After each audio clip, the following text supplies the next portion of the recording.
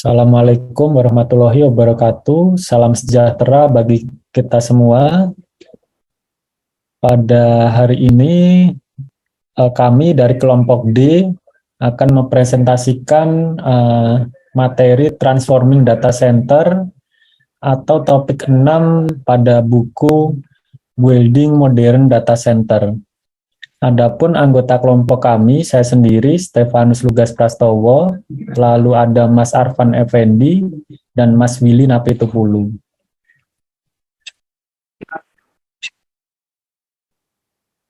Saat ini data center merupakan elemen penting yang mengatur, memproses, serta menyimpan data organisasi. Di era 4.0 ini, transformasi digital mengharuskan seluruh organisasi untuk berevolusi. Nah, dalam hal data center ini, kita mengenal istilah virtualisasi. Nah, virtualisasi sendiri merupakan sebuah konsep untuk merubah bentuk fisik ke bentuk virtual. Nah, dalam penerapannya dalam fungsi data center, virtualisasi ini next levelnya adalah teknologi software defined data center. Nah, software defined data center itu apa dan bagaimana cara bertransformasi ke arah SDDC tersebut akan dibahas pada pembahasan kita di chapter 6 ini.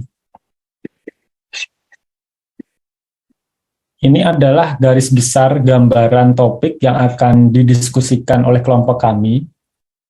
Ada 5 topik besar. Yang pertama adalah bagaimana kita menyelaraskan data center yang kita punya atau yang ingin kita kembangkan atau yang ingin kita transformasikan ini dengan kebutuhan bisnis organisasi kita. Lalu kedua adalah topik di mana kita mengidentifikasi harus mulai dari mana kita melakukan transformasi itu. Lalu yang ketiga, kita akan lihat pendekatan secara teknisnya bagaimana mengadopsi konsep software defined data center ini. Nah, di topik keempat, kita akan mempelajari konsep simplifikasi bagaimana kita membuat environment SDDC yang simple dan menghemat biaya. Namun tidak menutup kemungkinan bahwa penggunaannya itu akan semakin advance dan semakin memudahkan user. Dan yang terakhir di topik kelima kita akan membahas bagaimana memanage SDDC ini.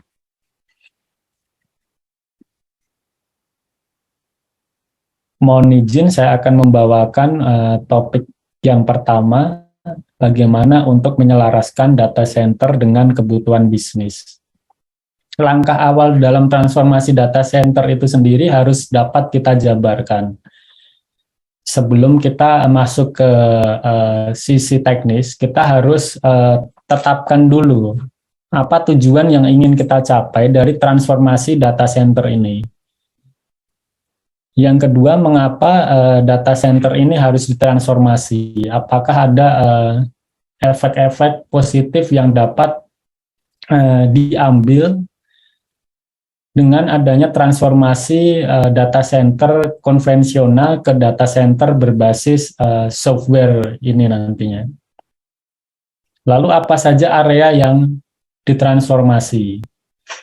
Apakah keseluruhan area atau hanya sebagian saja? Dan akan menjadi apa setelah ditransformasi?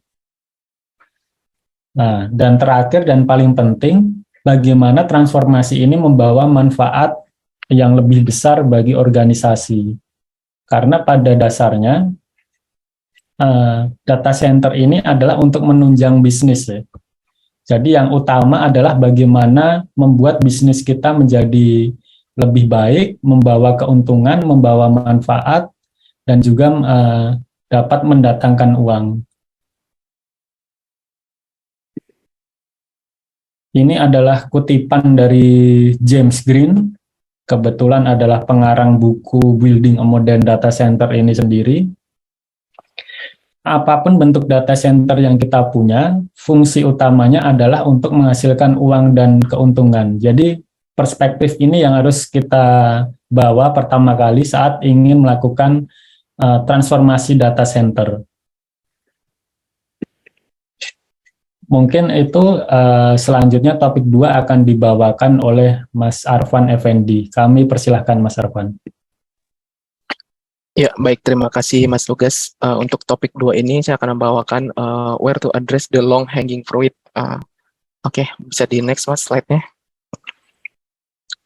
Mungkin apa sih low hanging fruit itu dari secara ilmiahnya artinya kan lower hanging fruit berarti yang buah yang letaknya rendah, mudah dijangkau. Artinya strategi ini yang kita gunakan dalam konteks sehari-harinya, misalnya kita dalam menjual waralaba, artinya kita jual dulu ke yang paling dekat dengan kita. Artinya apa? Nah, itu kita punya barang. Nah, kita jual dulu yang terdekat dengan kita. Artinya kita punya saudara, kita jual dengan saudara kita. Kita punya tetangga, kita jual dengan tetangga kita. Apa keuntungannya? Artinya di sini untuk low hanging fruit itu lebih mudah dalam menjual labanya. Kita nggak perlu nyari-nyari nih orang luar dulu. Yang penting kita dulu dan sisi tetangga kita, terdekat kita. Berikutnya juga artinya lebih gampang juga kita jelasinnya karena sudah kenal dan sudah tahu apa juga artinya modalnya, gimana kita lebih gampang untuk menjual waralabanya. Untuk pengawasan kualitasnya juga kita lebih gampang, artinya kita tahu nih kita buatnya, kita tahu kita jual ke siapa, apa barang yang kita jual. Misalnya makanan, apakah makanan itu enak atau makanan itu enggak, sama seperti data center. Artinya nanti mungkin kita jualan data center atau kita punya data center sendiri. Gimana kita service yang kita berikan? Apakah customer itu puas atau customer yang terdekat kita itu senang dengan data center kita? Apakah kebutuhan bisnisnya tercapai? Nah, itu akan lebih menguntungkan menggunakan metode lower hanging fruit.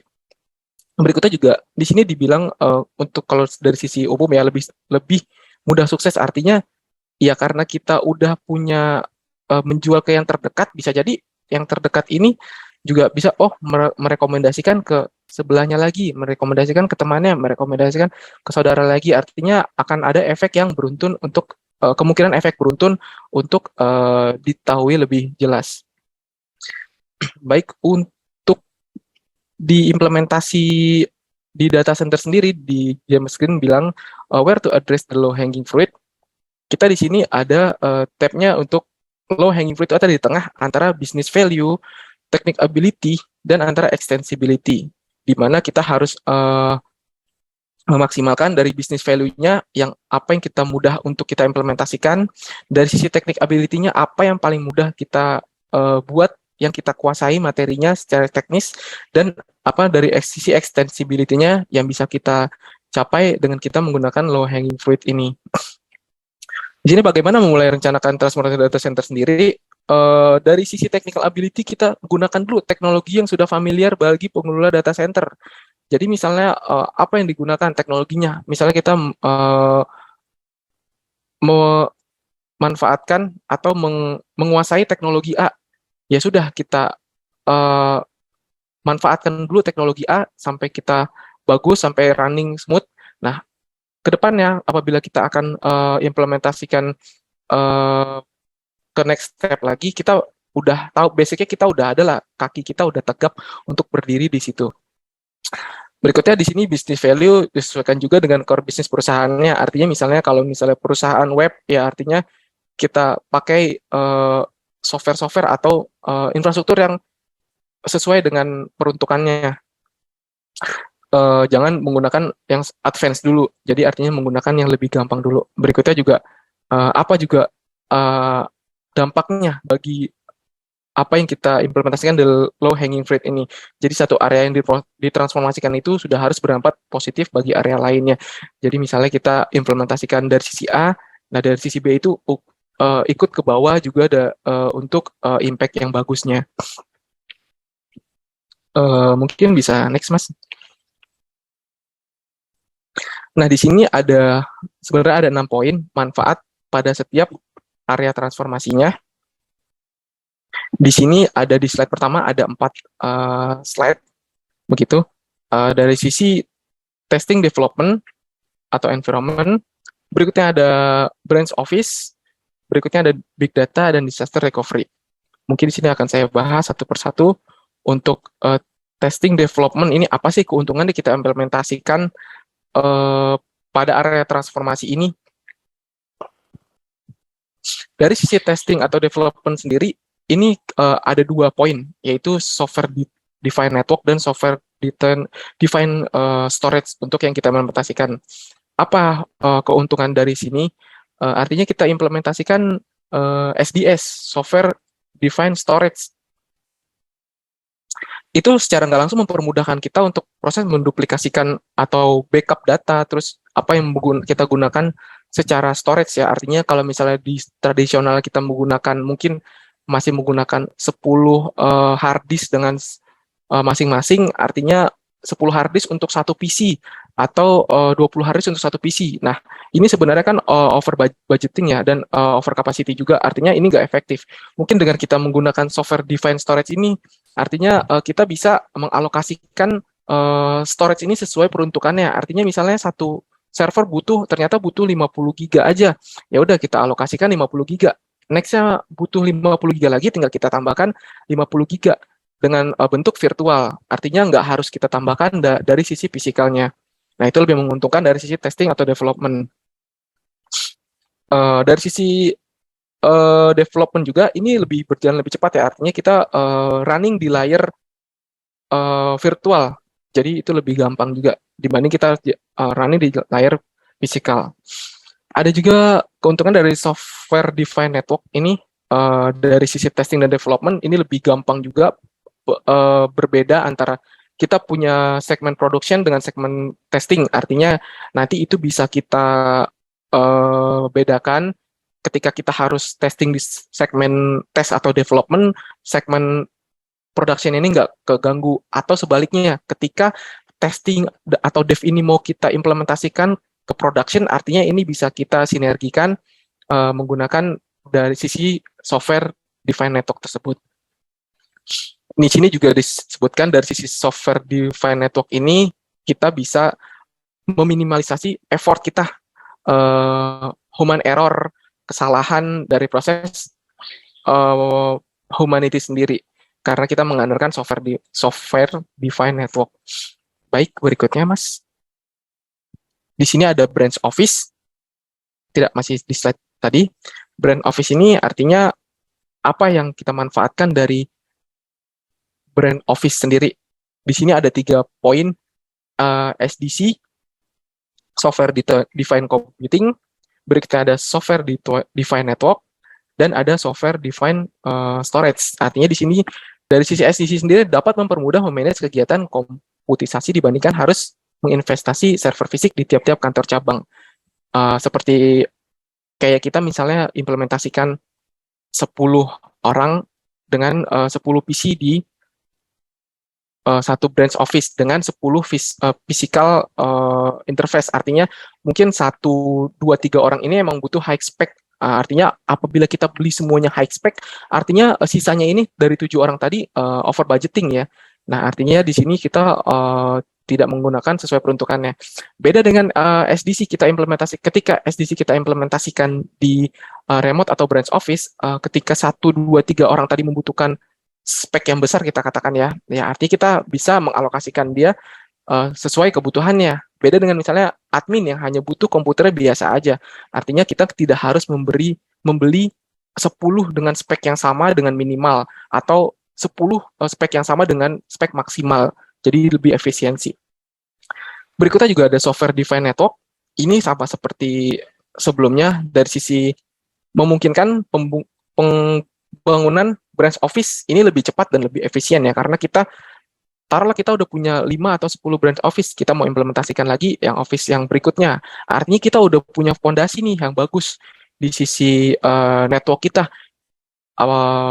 Misalnya sudah kita implementasikan, nah kita sudah punya nih urutan-urutannya, sudah punya juga infrastruktur yang bagus. Jadi ketika kita implementasikan kantor baru, kita menjadi lebih cepat. Apa yang perlukan sudah terhubung dalam jaringan, meringkas waktu juga, terus mengurangi cost dan menghemat energi juga, dan menghemat waktu tentunya.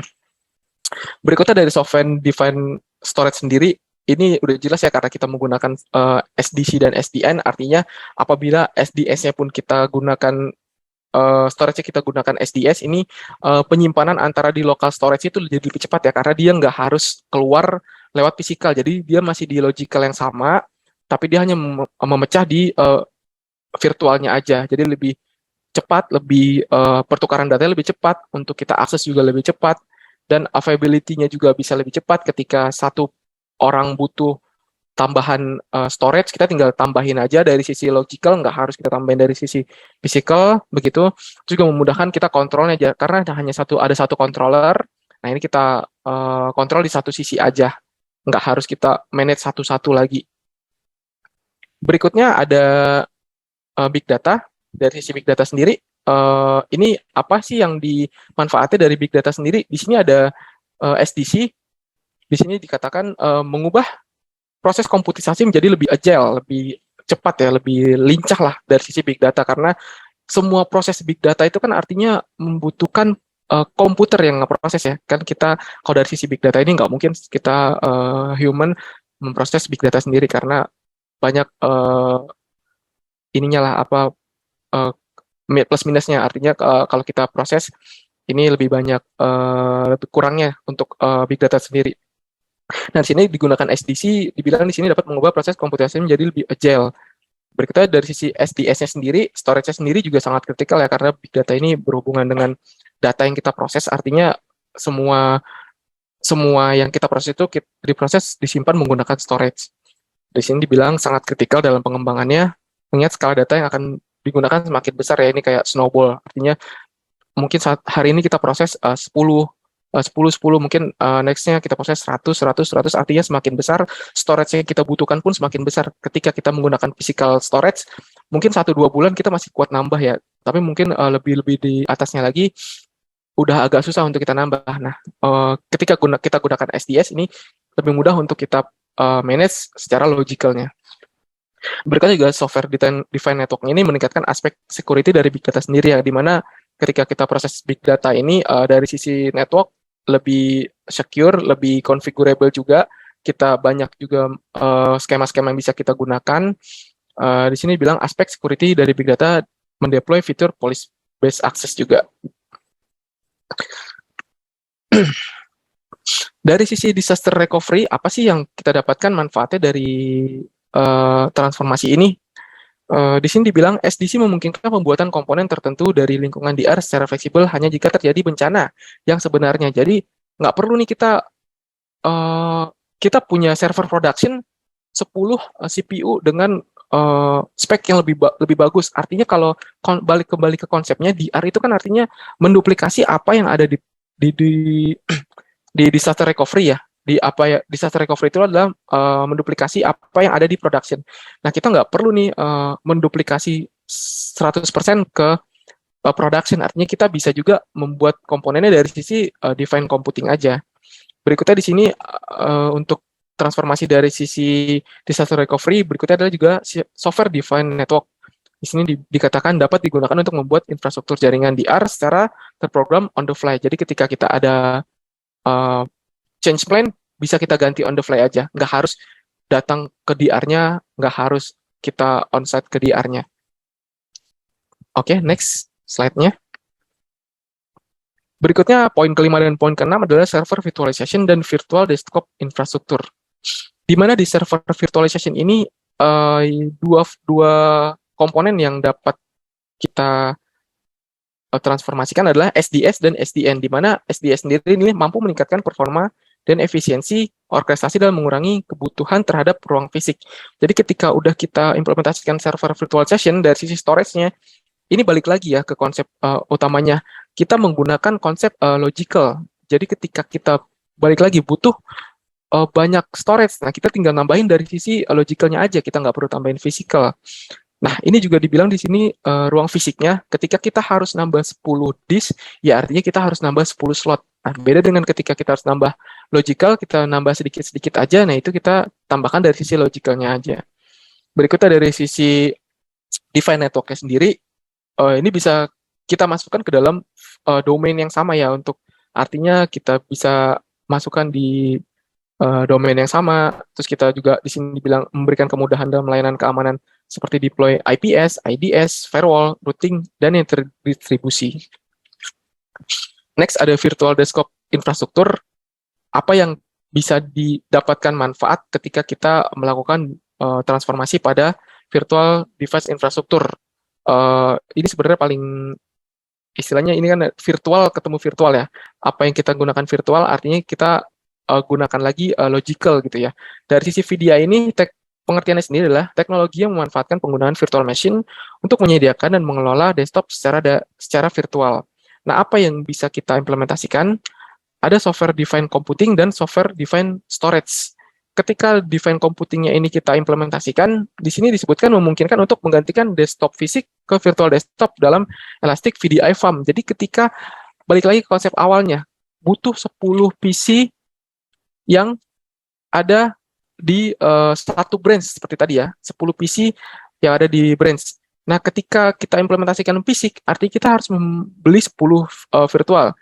Ada penambahan karyawan 10 lagi, artinya kita akan menambahkan 10 physical interface. Ketika SDC ini kita implementasi di virtual desktop infrastruktur, kita beli atau kita rancang satu server yang besar saja, seperti itu. Nah, ketika kita butuhkan 10 user, kita tinggal buat 10. Nah, ada nambah 1, 2, atau 3.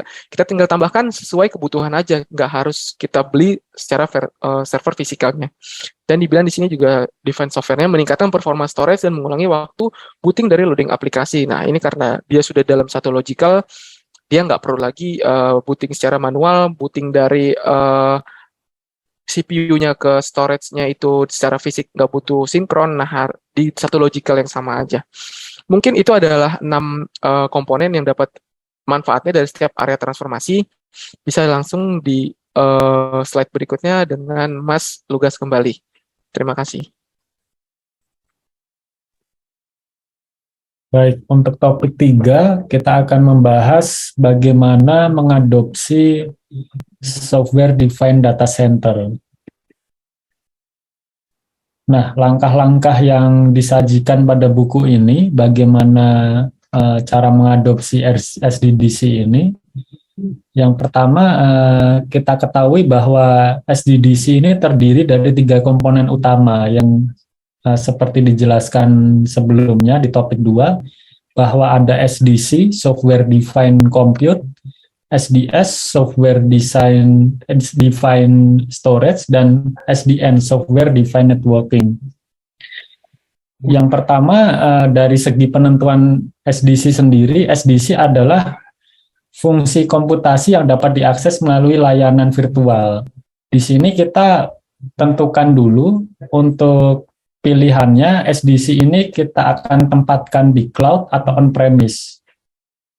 Nah, apabila kita menggunakan solusi cloud, itu biasanya software defined compute-nya sudah tersedia ya, sudah ada layanannya. Contohnya kalau kita menggunakan AWS atau Microsoft Azure, produk-produk public cloud-nya, di situ sudah ada fungsi-fungsi komputasinya, di mana kita bisa mengalokasikan prosesornya, RAM-nya berapa, lalu graphical interface-nya berapa, kita bisa atur di situ dan disediakan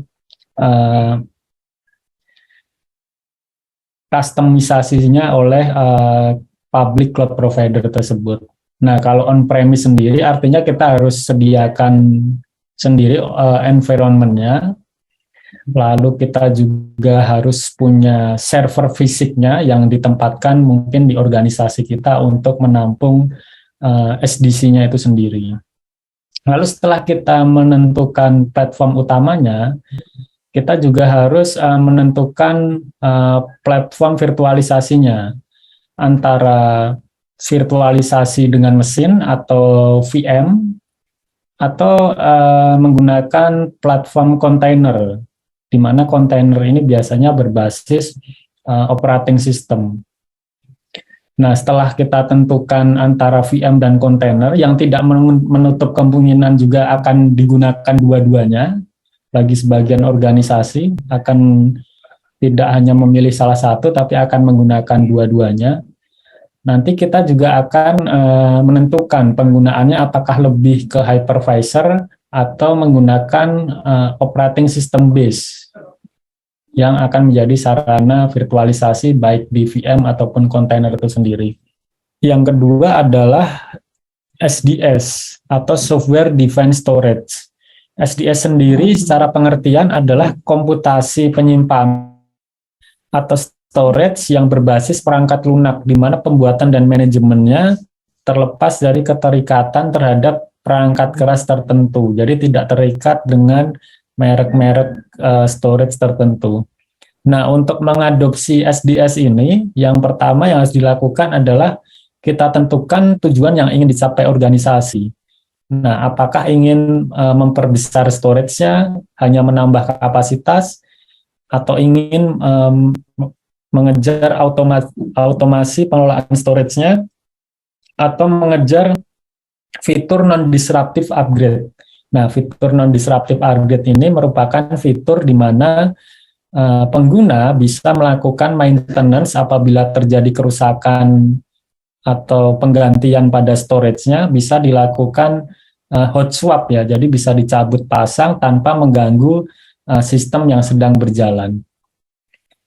Nah, setelah kita tentukan tujuan tadi, kita akan menentukan medium storage apa yang akan dipakai. Apakah nanti dalam bentuk medium flash storage atau disk konvensional, di mana disk juga ada SAS, ada DRAM juga, dan sebagainya. Nah, saat ini ada dua opsi penyimpanan utama, yaitu array monolitik dan hyperconverged. Nah, selanjutnya di sisi SDN, secara pengertian, software defined network ini sendiri merupakan teknologi yang dapat membantu pengaturan dan pemeliharaan jaringan secara terprogram untuk meningkatkan kinerja serta pemantauan jaringan.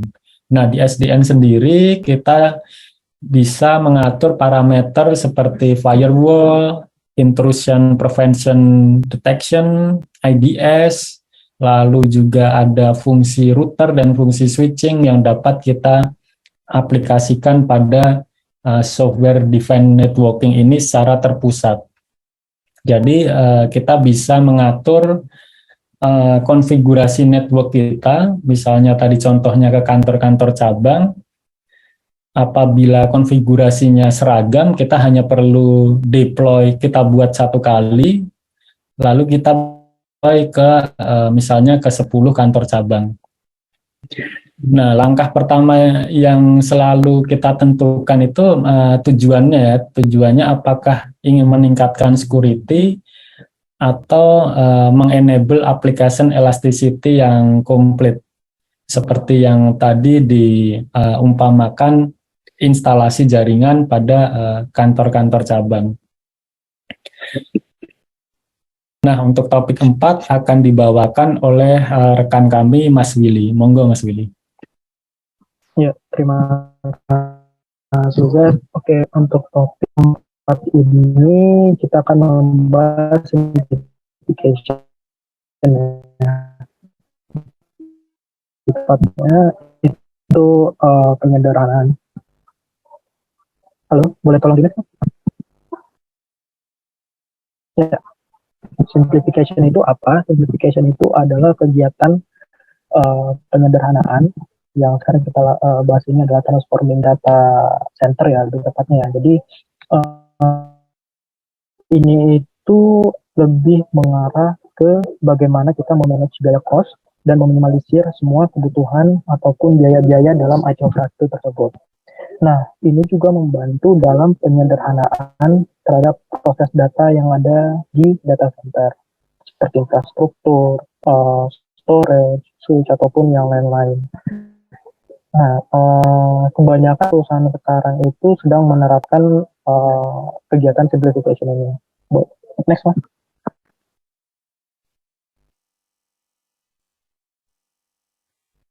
Nah, ini adalah salah satu konsep ya yang ada di simplification, yaitu hyperconvergence. Hyperconvergence itu adalah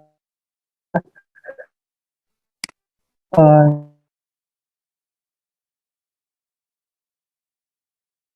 cara atau teknik ya yang ada di salah satu organisasi untuk mencapai dari.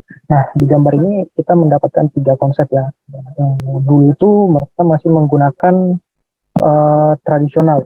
Tradisional itu seperti gambar ini,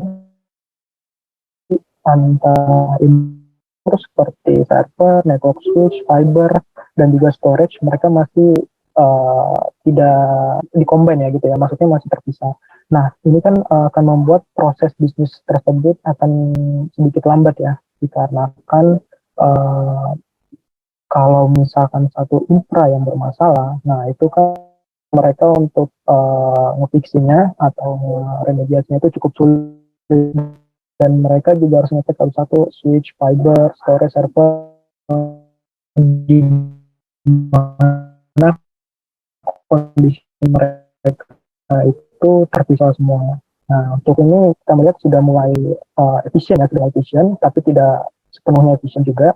Nah, di situ ada infrastruktur server, network, dan storage, dan juga ada storage lainnya yang di luar dari 2 entity tersebut. Nah, di sini bedanya apa dengan tradisional? Bedanya adalah kalau kita lihat di dalam network dan storage itu dijadikan satu, di-combine. Namun untuk storage yang lainnya itu masih dilakukan secara terpisah.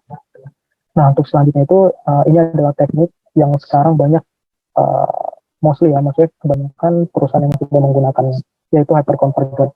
Nah, teknik ini sangat membantu sekali yang tadi saya katakan tadi, dalam biayanya, cost-nya, penghematan dalam infrastruktur juga, terus dalam rem juga, perawatan. Nah, itu sangat membantu sekali dalam teknik ini, seperti yang ada di gambar itu ya. Oke, next. Oh ya, ini tahap ya mengimplement opportunistic hyperconvergence. Nah, yang tadi sudah kita bahas, mungkin apa aja sih alasannya kenapa perusahaan direkomendasikan untuk melakukan konsep ini. Yang pertama itu adalah penerapannya cepat. Jadi memungkinkan penerapan aplikasi dan layanan yang lebih cepat, khususnya pada tim IT ya, untuk fokus pada kebutuhan bisnis yang ada di perusahaan mereka sendiri. Nah, terus itu yang kedua adalah keunggulan itu adalah otomatis. Nah, jika kita implement HC ini atau hyperconvergence ini memungkinkan otomasi yang menyederhanakan dalam manajemen dan memberikan profesional atau administrator IT lebih banyak waktu untuk fokus pada inisiatif strategis yang lainnya. Nah, terus yang ketiga itu kita lebih melihat dari pengurangan biaya ya. Ini sangat membantu sekali jika konsep hyperconvergence ini dilakukan, karena membantu dalam proses mengintegrasikan komponen ke dalam satu platform tunggal dan mengurangi penyimpanan, penggunaan daya, biaya pemeliharaan, dan penghematan di infrastruktur itu sendiri ya. Jadi tidak perlu membeli infrastruktur yang cukup banyak jika jika konsep hyperconvergence ini dapat dilakukan dengan baik ya. Jadi lebih tepatnya meminimalisir cost dari infrastruktur itu sendiri. Terus yang itu alasannya kenapa konsep ini dilakukan juga, kita melihat dari sisi keamanan ya, keamanan dan perlindungan data. Nah, biasanya itu keamanan itu ada di dalamnya dengan fitur-fitur tertentu ya, termasuk enkripsi pada drive itu sendiri, dan juga pemulihan jika terjadi bencana, dan juga ada konfigurasi cadangan yang akan dibangun di dalam konsep itu sendiri. Oke, boleh di next, Mas?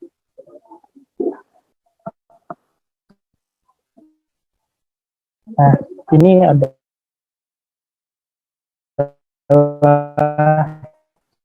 eliminate monolithic system. Nah, juga nggak jauh beda. Mas Morgan juga pernah dalam konsep ini. Itu sama saja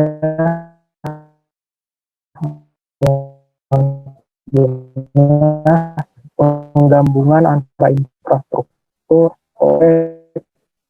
maupun apapun itu yang berhubungan dengan kontrol juga dan juga teknik berikutnya itu SDS ya. SDS ini juga dapat membantu monolitik core system itu sendiri yang sudah tadi dijelaskan di kelas sebelumnya. Ini dimanfaatkan untuk melakukan konsep dalam membantu juga proses-proses yang ada di dalam data center itu sendiri. Nah, boleh dilihat ya.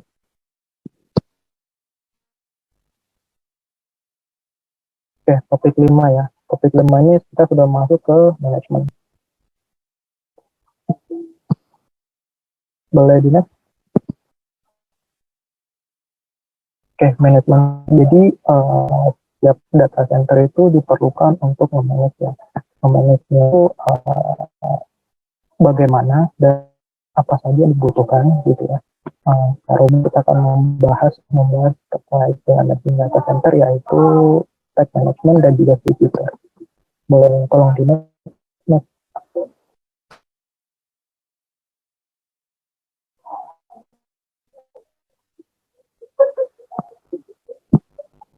Oke, full stack management itu apa? Jadi langsung ke poin aja. Secara garis besar itu full stack management itu terbagi dua. Biasanya itu terkait dengan vendor yang menyediakan semua kebutuhan infrastruktur. Itu bisa seperti server ataupun storage ataupun yang berhubungan dengan IT seperti router dan bahkan juga vendor juga menyediakan jasanya itu bisa berupa maintenance atau perawatan dalam di data center itu sendiri, dan juga dalam melakukan backup konfigurasi atau backup data yang ada di data center itu. Lalu kemudian biasanya di full stack management itu terdapat tools juga yang terlibat third-party tools ya.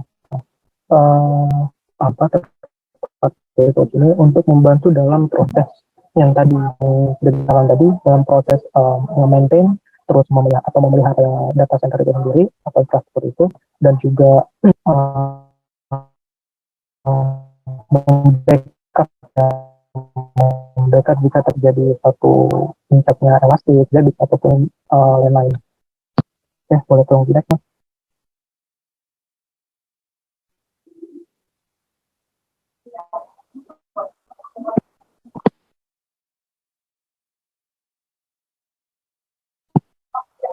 Halo, Mas, boleh tolong tidak?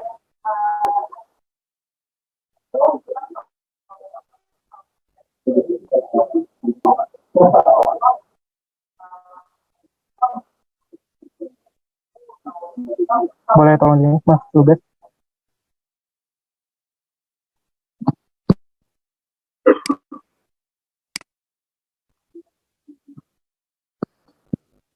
Ya, ini adalah key feature ya.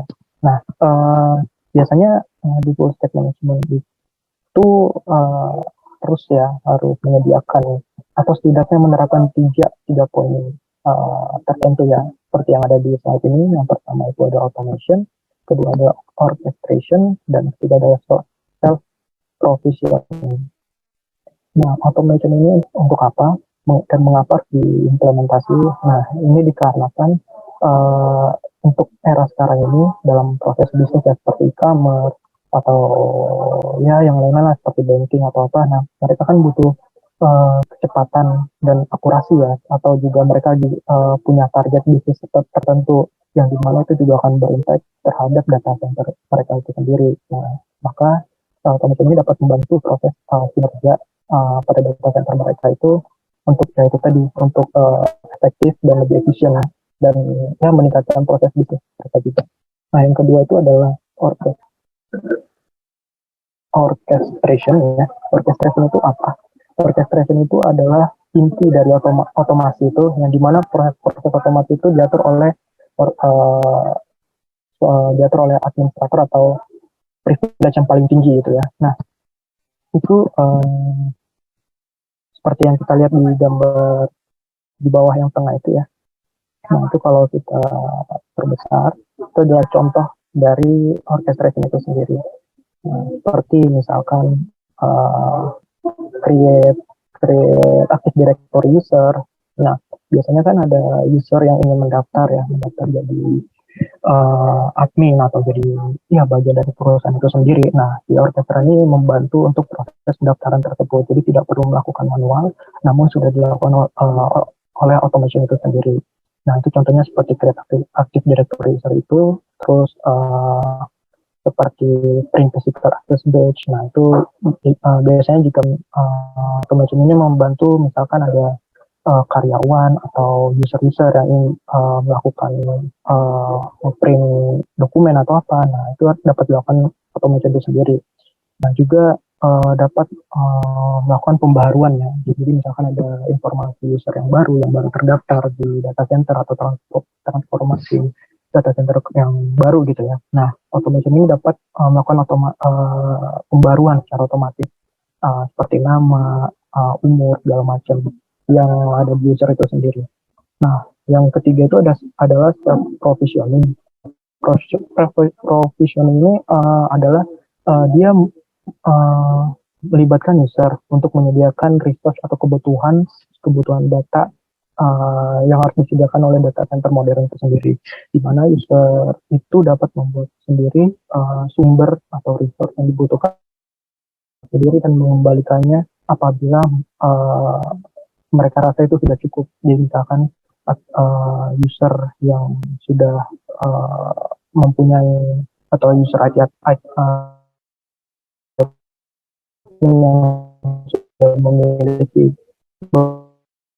beberapa infrastruktur gitu ya, dan dia sudah buat atau yang ingin dimiliki ya, dan mereka tidak membutuhkannya lagi, maka self provision ini dia bisa menyediakan resource itu, resource dari infrastruktur yang sudah disediakan itu untuk dikembalikannya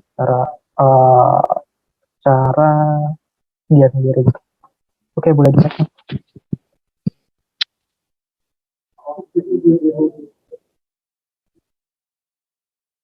Nah, ini adalah kesimpulan ya. Nah, mungkin Mas Arfan boleh dibawakan untuk kesimpulan presentasi ini. Terima kasih. Baik, terima kasih Mas Willy. Di sini saya akan membawakan summary-nya.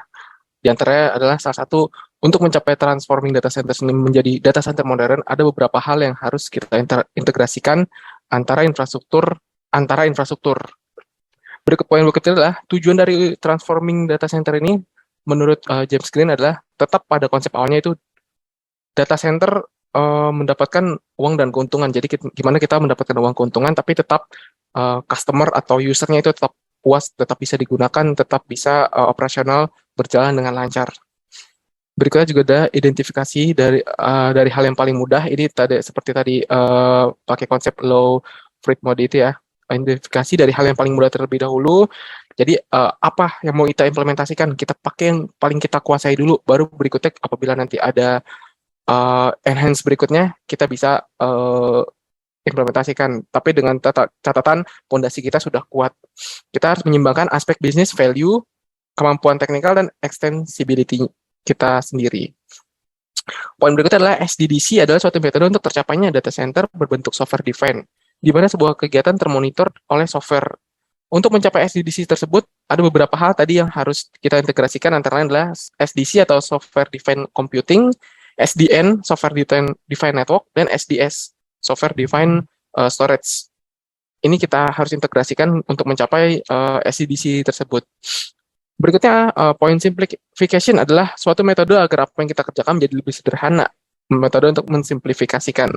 Salah satu contoh untuk implementasi simplification adalah menghilangkan penggunaan storage tradisional. Ketika tadi kita harus menambahkan storage, yang kita harus menambahkan interface fisik, kita sudah membicarakan ruang, sudah membicarakan waktu, sudah membicarakan harga. Nah, kita bisa simplifikasi dengan menggunakan, kita beli satu kali yang lebih besar, tentunya dengan plan ya. Maksudnya kita udah plan, kedepannya akan kita tambah, kita beli fisiknya yang lebih besar, kita virtualisasi, kita gunakan logicalnya. Jadi ketika next ada penambahan atau pengurangan, kita bisa lebih mudah kita gunakannya. Berikutnya adalah untuk mencapai hyperconvergence network dan infrastruktur yang lebih tepatnya dibutuhkan full stack management yang artinya kita memegang semua faktor dari apa yang kita implementasikan. Tadi disebutkan juga di sini ada menggunakan vendor menggunakan memegang semua infrastruktur kita ya. Artinya semua vendor memegang infrastruktur kita. Tapi ini juga ada keuntungan dan kelebihannya ya. Dikatakan di sini keuntungannya adalah kita hanya memegang satu vendor untuk kita koordinasikan, artinya butuh server, butuh storage, butuh computing, kita harus hanya menggunakan satu vendor.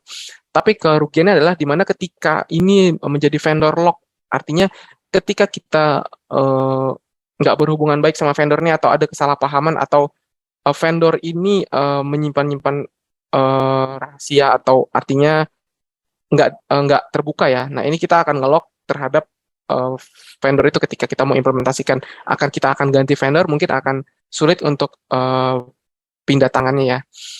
Dan berikutnya juga di sini disebutkan key value dari manajemen adalah automation, orchestration, dan self-provisioning, yang artinya bisa dapat melakukan dan mengalokasikan resource sesuai kebutuhan, membuat task menjadi otomatis dan menjalankan otomatis tersebut menjadi menggunakan orkestra.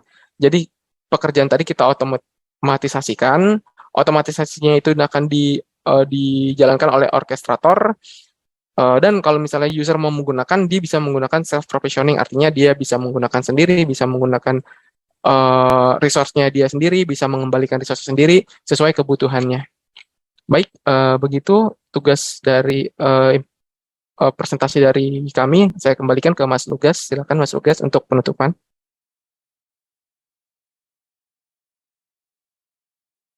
Baik, terima kasih Mas Arfan dan Mas Willy. Demikian presentasi dari kelompok kami, kelompok D, untuk chapter 6, Transforming Data Center dari buku Building a Modern Data Center. Demikian, wassalamualaikum warahmatullahi wabarakatuh. Terima kasih semuanya.